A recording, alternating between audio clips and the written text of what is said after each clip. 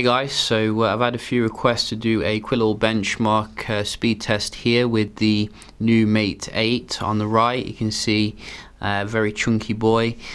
So we wanted to do a quick little test against some nice flagship smartphones. We do have the Note 5, iPhone 6s Plus here, Nexus 6P. So some nice competition, different range of processors. We can just start off here booting them all up at the same time if we can. So just going to see if we can position them. In fact, it shouldn't be that hard. I think I've done more in the past.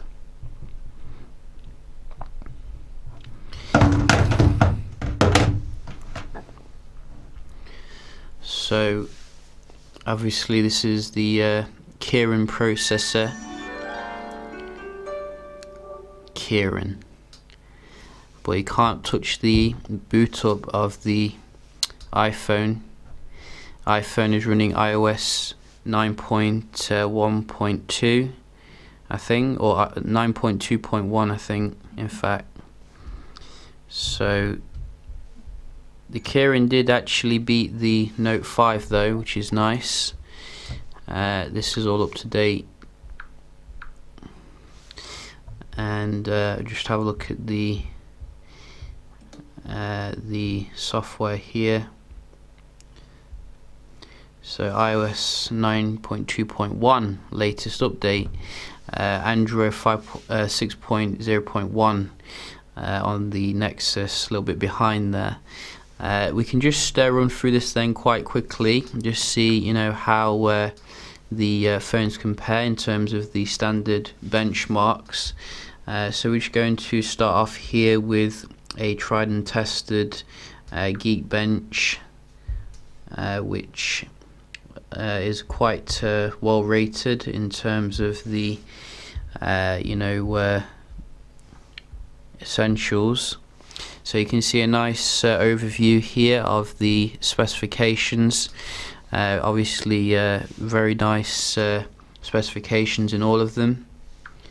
I'm just going to run this off.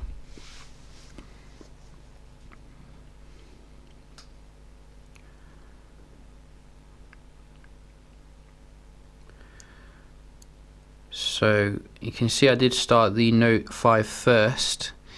And as usual, the 6S is dominant when it comes to finishing first, but the Huawei is like racing ahead here of the Note 5, which is very nice. This is what I would expect. Improvement. You can see it is finished. Wow, look at that multi-core, 6212. That is pretty awesome. Wow. So you can see that compares very nicely to the other handsets here, completely destroying everything else. Single core still goes to the iPhone though, with that Apple A9 chip. You can't criticize it. Very nice chip for the single core performance. But how do they compare in terms of the Antutu? We can have a look at that. So as I said, I am just going to set these going and then come back to them when they're at the end, roughly. Actually, the graphical performance doesn't look that smooth on the Huawei, which is quite odd. You can see it looks a lot smoother on these others.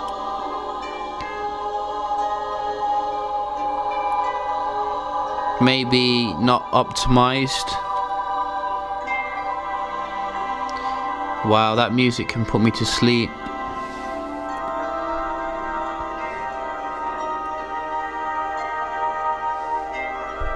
So we're coming to the end here, and it looks like the iPhone's already finished. We do have the Huawei Mate 8 finishing now, 91,248, very nice. Substantial gain there over the 6P and the Note 5, which is pretty awesome. Have a look at the ranking here. So you can see the Mate 8 is basically on top at the moment until the Snapdragon 820 Exynos 8 series devices, no doubt.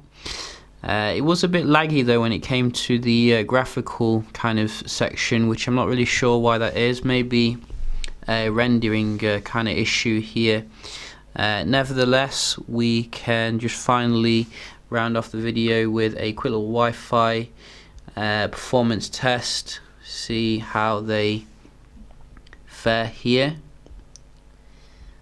So let's see. Settings, settings, settings, and settings.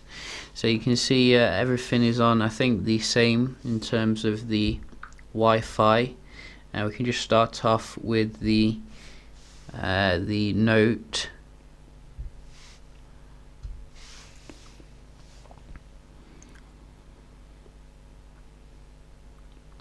Wow, that is pretty average speed.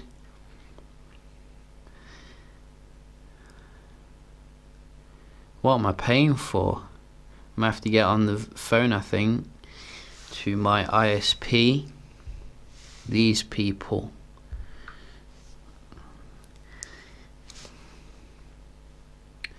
So what can the iPhone give us? iPhone can give us a little bit better, but still, you know, very kind of meh.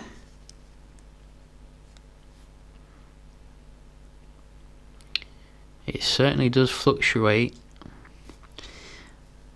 and for the 6P, it's your turn to step up.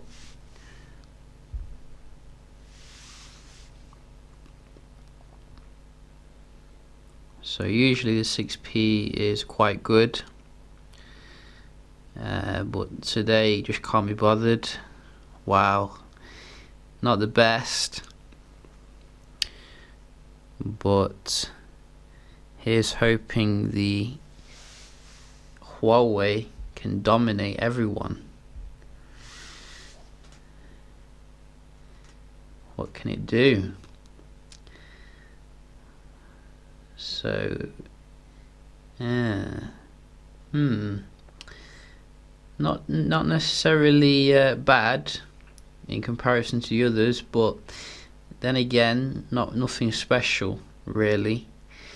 Very averagey kind of night. I might do this again at a different time after I've spoken to my ISP. You know, get the full kind of service here.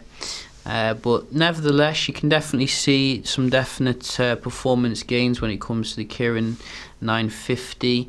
I do think that it might need some like polishing though when it comes to the graphical component.